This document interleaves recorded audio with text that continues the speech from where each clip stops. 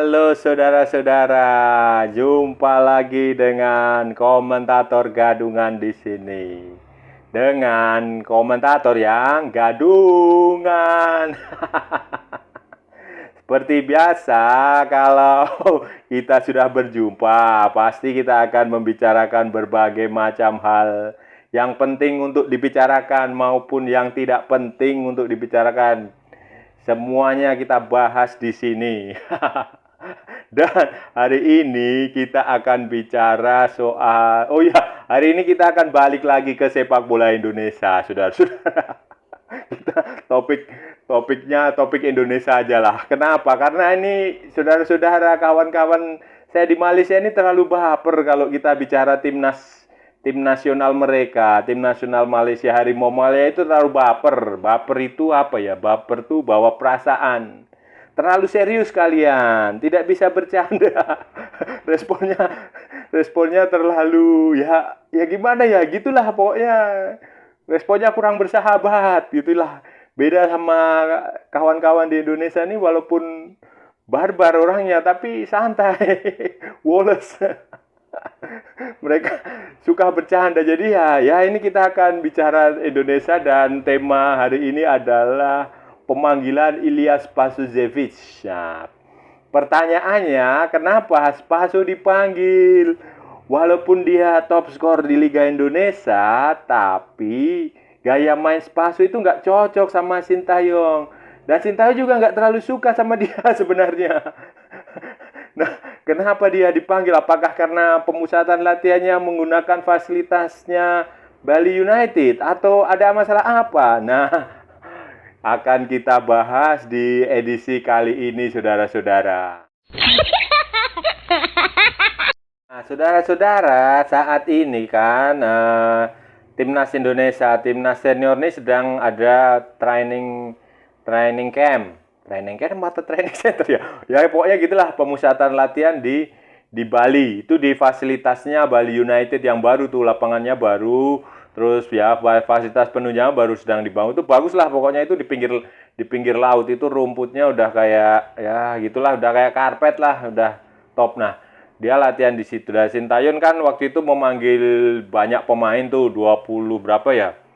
28 apa 29 itu pemain. Kebanyakan ya mayoritas pemain-pemain yang sebelumnya udah ikut, dia udah ikut dari sejak 2000 Piala AFF 2020, bahkan sejak pemusatan latihan timnas U20 yang buat Piala Dunia U20 2021 yang batal itu. Nah, itu ya pemainnya nggak jauh dari situlah. Beberapa memang belum bisa gabung, kayak yang bermain di luar negeri kayak si Egi sama si Witan itu. Terus siapa lagi? Banyak lah beberapa ya, sebagian yang dari lokal itu sudah hadir. Terus pemain naturalisasi juga beberapa dipanggil kayak Elkan Bagot. Tapi Elkan Bagot kan nanti nunggu izin dari klubnya. Dia bisa ikut enggak karena Piala AFF kan bukan ajang resmi. Terus si Jordi Amat itu kemarin udah datang dia setelah habis main di main di Johor, final Piala Malaysia atau apalah itu lawan Selangor. Terus Sandy Walsh juga udah main karena di Eropa kan sekarang sedang libur, mereka libur karena ada Piala Dunia, jadi libur. Nanti setelah ini mereka akan balik lagi kompetisi. Setelah Piala Dunia itu kompetisi akan balik lagi, dan yang nggak tahu apakah si Sandi sama Elkan bisa main nggak, karena walaupun si Sintayong itu sudah izin ke mereka, izin udah datang ke klubnya kan, udah izin, udah memberikan, udah bicara sama pelatih, sudah bicara sama manajemen klubnya, tapi kan itu bukan agenda FIFA, jadi klub itu tidak wajib melepas ya. Mereka akan melepas kalau ada, kita istilahnya kulon nuwun lah, kita dari sini bicara baik-baik ke mereka, diizinkan tidak. Kalau tidak diizinkan ya nggak apa-apa, nggak usah maksa. Nah, selain itu 3 itu ada lagi pemain naturalisasinya si siapa ya? Oh, Mark Klok itu dia juga masih ikut. Dia nanti kan dia termasuk pemain yang sangat memuaskan Sintayong, nanti dipanggil. Nah, Satu lagi yang pemain naturalisasi yang dipanggil, dan ini menurut saya agak mengejutkan, saudara-saudara. Agak mengejutkan dan mungkin bisa dibilang kontroversial. Iyalah, itu Ilyas Spasujevich. Itu berarti pemanggilan pertama dia di eranya Sintayong. Enggak. Sebelumnya dia udah pernah dipanggil untuk pelatnasnya Sintayong, tapi dia nggak kepilih masuk timnas. Kemudian kan setelah itu pada geger kan, pada ya nggak tahu ya itu apakah penggemar dia atau dia sendiri atau fans dia atau fans klubnya yang keluar di sosial media meminta apa istilahnya pemain titipan lah, apalah, ngasih tuduhan macam-macam ke Sintayong hanya gara-gara Spaso nggak dipanggil. Hanya karena mereka menganggap masa top skor Liga Indonesia nggak dipanggil, top skor pemain cetak gol terbanyak sepanjang masa di Bali United nggak dipanggil. Nah itu sempat heboh, tapi akhirnya sekarang kok tiba-tiba dipanggil. Ini kita perlu analisis lebih lanjut, saudara. Pasu ini datang ke Indonesia waktu itu di zaman kira-kira tahun 2010 atau 2011, saudara-saudara.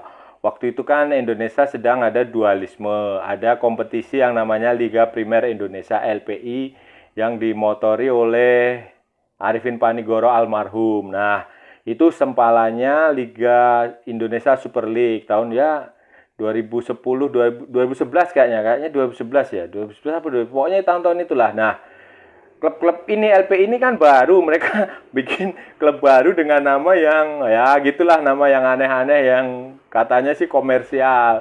Terus supaya dia terkenal, supaya dia bisa diterima masyarakat, supaya populer, didatangkanlah yang namanya marquee player. Nah, itu pemain yang katanya bintang, walaupun tidak semuanya benar-benar bintang. Ya, beberapa memang bintang, kayak kalau saudara-saudara ingat tuh kayak ada Lee Henry, terus Lionel Carbonnier, terus siapa lagi ya? Banyak lah. Salah satunya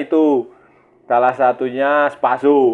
Irfan Bagdim dulu juga ikut LPI itu di Persema. Nah, salah satunya Spaso ini. Spaso ini juga sebenarnya di luar juga nggak terkenal amat. Dia dari Montenegro kan. Montenegro itu negara pecahan Yugoslavia itu di Serbia Montenegro. Monte itu gunung, Negro itu gunung hitam lah itu. Nah, terus dari situlah dia berkarir di Indonesia. Dulu dia main namanya Bali Devata.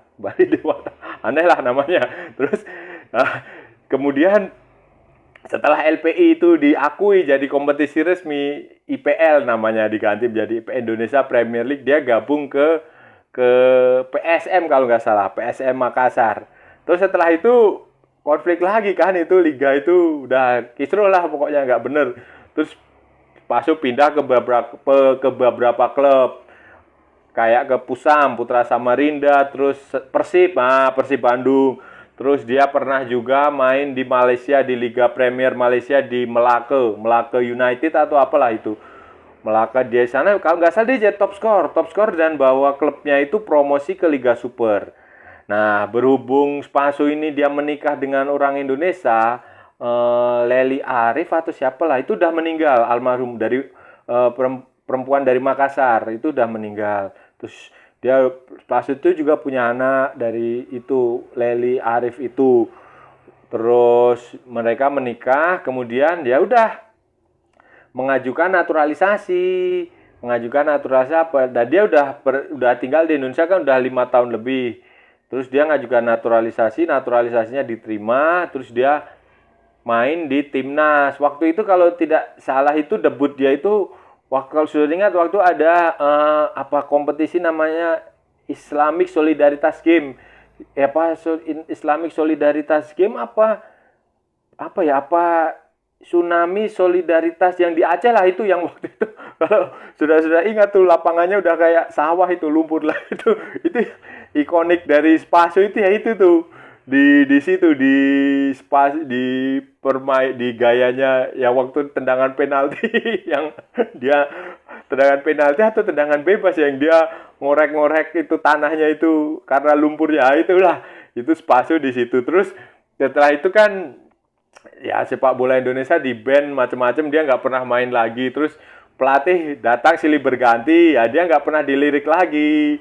Ya walaupun dia sebenarnya di level klub itu dia bagus, di Bali United itu dia jadi top, dia bawa Bali United juara kan, juara Liga back to back, juara Liga 1 2000 sebelumnya, sama yang terbaru pokoknya 2 kali berturut-turut itu dia juara. Dia juga jadi top skor, saudara-saudara, jangan lupa. Dan ya dari situlah banyak ya sebenarnya bukan banyak orang sih, banyak penggemar dia dan kemungkinan pendukung Bali United, bisa juga Basel atau apalah entahlah, yang disewa untuk mendukung Spaso itu mendesak supaya Spaso itu dipanggil ke timnas. Tapi kan ya sudah dikasih kesempatan sama Sintayong di awal-awal, ternyata dia gayanya nggak cocok, jadi nggak dipanggil. Nah, baru kali ini lagi dipanggil, dan ini menurut saya mengejutkan, saudara-saudara. Kontroversial lah, sedikit kontroversial. Nah, pertanyaannya, saudara-saudara, kenapa Spaso ini nggak bagus, kalau nggak cocok lah dengan Sintayong, dengan cara bermain Sintayong. Walaupun dia tajam, oke, dari jumlah gol itu kita harus akui, saudara-saudara. Tapi kan begini, saudara-saudara, jumlah gol itu juga berkorelasi dengan lawan dia, dengan materi pemain yang ada di situ, dengan cara main dia. Kalau saudara-saudara perhatikan di Liga Indonesia, di Liga 1 musim kemarin sama musim 2 musim sebelumnya itu, dan di musim-musim di pokoknya kalau Anda lihat cara main Spaso ini tipe penyerang yang oportunis, one man, apa ya, target man. Dia nggak bisa kemana-mana, dia hanya ada di situ aja. Dia hampir mirip kayak Christian Gonzalez. Jadi dia nggak bisa dia tipe dia ya di situ, pokoknya di kotak penalti, oportunis, menunggu bola, dilayani, pelayan dia. Dia mencari pelayan yang cocok. Dulu waktu di Bayangkara dia ada Sergio siapa ya namanya? Paulo Sergio atau Sergio apalah itu, si Sergio yang dari Portugal itu. Itu dia dilayani. Nah, kemudian di Bali United kan ada banyak nama tuh. Sebelumnya kan ada si Lili Pali, terus ada beberapa pemain, kayak sekarang itu dia ada ini si Braga.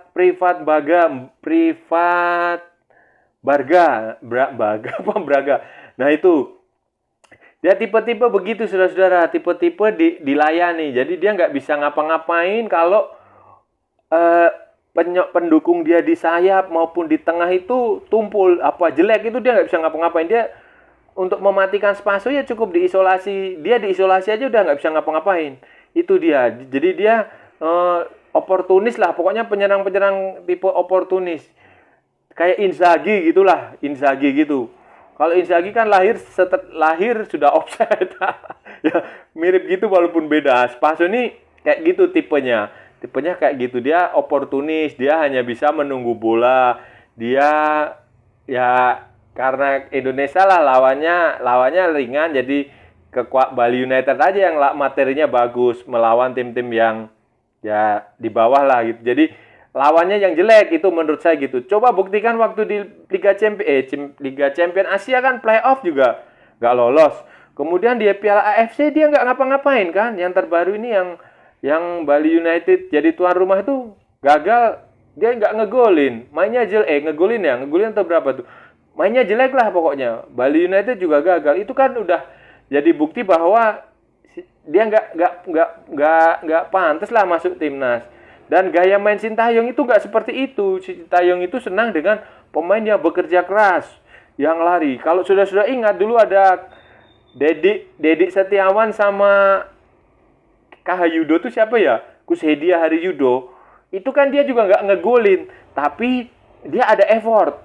Mereka berdua tuh bisa lari kemana-mana, dan itu selalu dipanggil sebelumnya ya, selalu dipanggil Sintayong. Kemudian Sintayong udah nemukan pemain baru, penyerang baru kayak Dimas Derajat, ya udah otomatis Yudo sama Dedik udah nggak dipanggil lagi gitu loh. Itu tipe-tipe kesenangan Sintayong, itu penyerang kayak gitu, kayak Hoki Caraka gitu, yang lari kayak si Ronaldo Kuate yang lari melebar, bekerja untuk tim. Itu tipenya tipenya Sintayong seperti itu. Bagus Kavi itu tidak dipanggil, tidak terlalu diberi kesempatan karena tipenya nggak seperti, bukan pekerja keras, dia lebih striker yang di depan kotak gitu, ya kayak Spaso begini. Nah inilah yang menyebabkan Spaso tuh nggak cocok gitu loh, nggak cocok dipanggil. Kenapa saudara-saudara Spaso ini akhirnya dipanggil juga, dipanggil ke tim? Nah, kalau menurut saya ini ya mungkin hanya Sintayong sedang mencari apa ya, sparring partner aja di depan itu kan. Kalau untuk kan nanti kan pengumumannya akan ada 23 pemain. Itu yang dipanggil secara resmi. Itu nanti biasanya beberapa hari sebelum Piala AFF itu dia akan dipanggil. Nah, kemungkinan Spaso dipanggil ini diajak latihan lah, itu sebagai sparring partner aja di lini depan. Kalau sudah ingat pada pemusatan latihan sebelumnya yang waktu itu untuk Piala Asia apa ya, kualifikasi Piala Asia itu kan ada Lord Arthur. Arthur Irawan kan juga dipanggil tuh. Waktu itu kontroversial juga tuh, banyak yang protes. Nah, waktu itu kan dia dipanggil, ternyata kan itu dia cuma diajak untuk latihan aja karena di posisi dia kekurangan pemain untuk sparring partner saat ada internal game. Nah, saya rasa itu juga seperti itu tujuannya Sintayong dan staf pelatih untuk memanggil Spaso itu kemungkinan karena lini depan butuh sparring partner. Kan sekarang ada beberapa pemain tuh yang dipanggil tuh, termasuk si Rafli, si siapa lagi tuh, si yang siapa ya, itulah Dimas Derajat kayak gitulah.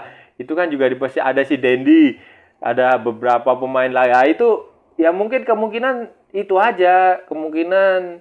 Dan prediksi saya juga nggak akan dipilih. Dan selain sparring partner juga kan latihannya di markasnya Bali United. Juga mungkin ya ada rasa sungkan juga lah si Sintayong untuk nggak memanggil pemain. Apalagi dia pemain terbaiknya Bali United kan ya.